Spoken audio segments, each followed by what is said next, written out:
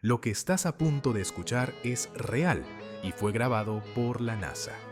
En 2003, la NASA grabó las ondas sonoras de un agujero negro ubicado a 250 millones de años luz. Pero había un problema. El sonido era 57 octavas más grave que el oído humano puede detectar. Para que lo escucharas, tuvieron que elevarlo 57 octavas. Y suena así.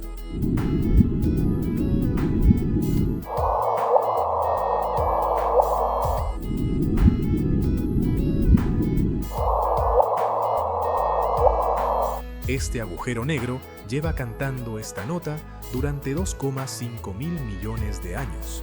Y tú acabas de escucharlo. Sígueme para más datos del espacio.